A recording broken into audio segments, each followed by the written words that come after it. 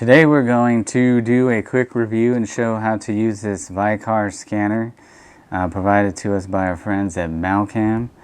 And it's a nice basic scanner. It has some basic functions.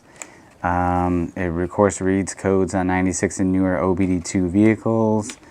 It's going to read check engine lights and retrieve codes that are generic and manufacturer specific. It's going to be able to turn off the check engine light, and it also displays freeze frame data and emissions readiness status. And it actually will tell you which emissions monitors are ready or not. But anyways, we're going to go ahead and plug it in because we have a car with a check engine light. We're going to see what's up. Alright, so the code reader is pretty simple to use. I have it plugged into the OBD2 port under the dash on the driver's side on our 2001 Civic. It could be in various locations under the dash, maybe driver's side, passenger side, sometimes even tucked in on the side of the console, so you just need to refer to a repair manual, or you can always look it up online. So it's pretty straightforward. Just instructs you to hit enter to scan. So we're going to do that.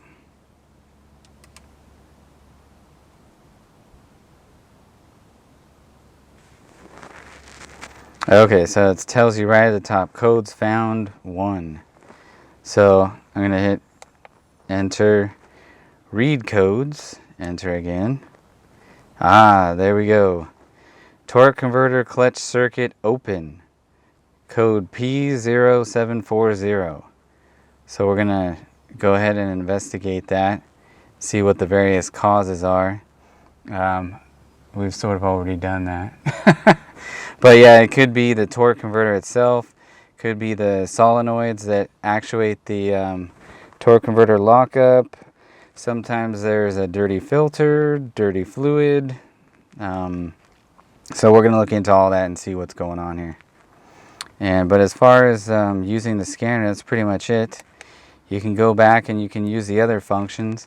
When you hit scroll, you can go down to erase codes, view freeze frame data, which we would need to run the engine to get some data. And then emissions readiness, if you hit enter, it'll tell you the different monitors. It does tell you that the malfunction indicator lamp status is on, so it's definitely not ready for an emissions test. But it does say that it's passed the various tests such as misfire monitoring, fuel system monitoring, whatever component that is. But yeah, so, let me go back. So if you scroll down, just hit the scroll button, you can keep going down and it'll show you which items are not applicable, which are okay or not okay. So everything looks good, it's just that malfunction indicator lamp issue that we need to address. And yeah, that's pretty much it for the, there you go.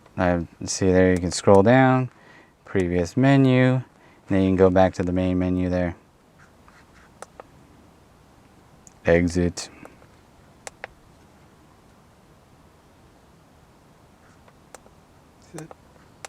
Yeah, pretty simple, pretty straightforward. There you are, back to the home screen. And that's about it.